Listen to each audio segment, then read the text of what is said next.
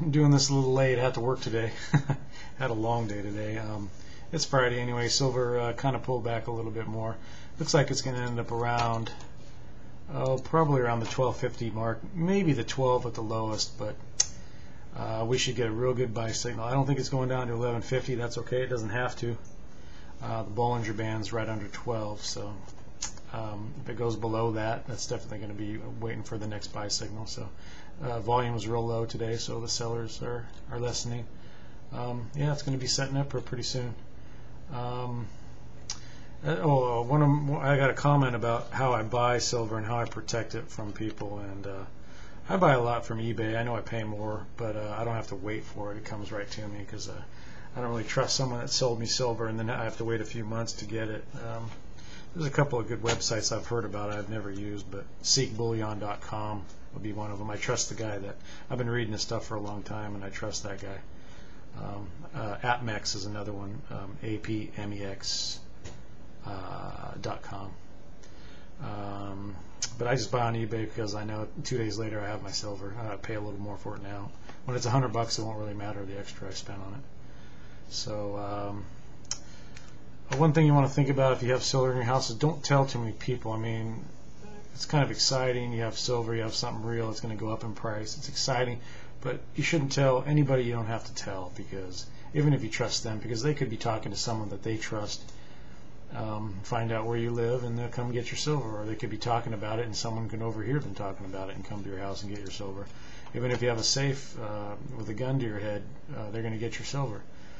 So if you get burglarized, they're going to find out you have a safe, and they could come back with a gun and say, "Give me whatever's in the safe." So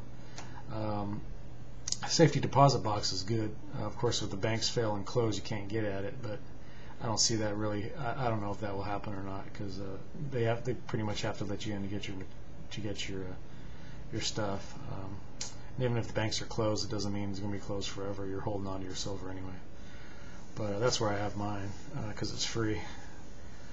Otherwise, don't tell anybody if you don't have to. Not even the people you live with, or nobody, because they don't need to know. And just leave a note somewhere that tells them where it is in case something happens to you. Then your silver won't go hidden forever and ever, and have someone else find it 100 years from now or something.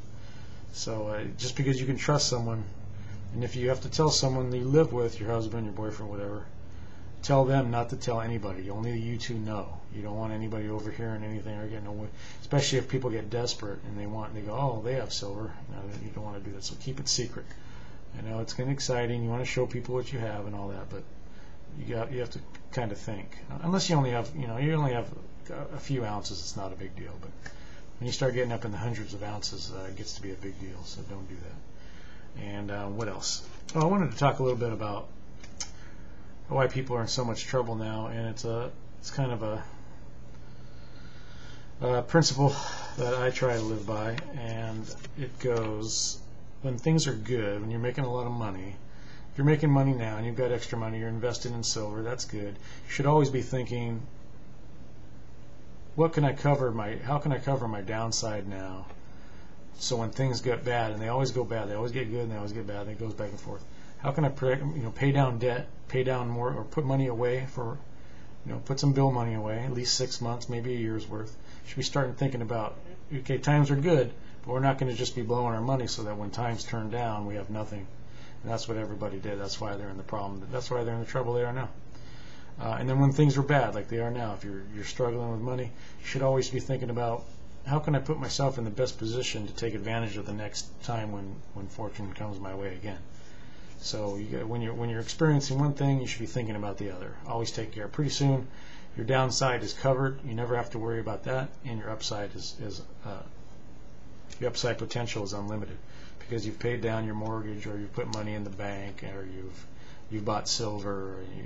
When things are good, you think about you cover your downside. When things are really bad, you think about putting yourself in the best position possible to take advantage of the next upturn. And that's that. That's about all I have today. Really looking forward to the next buy signal. I expect it next week, late next week, the way things are going. It could happen sooner than that, but I don't know. It might not even be till the week after.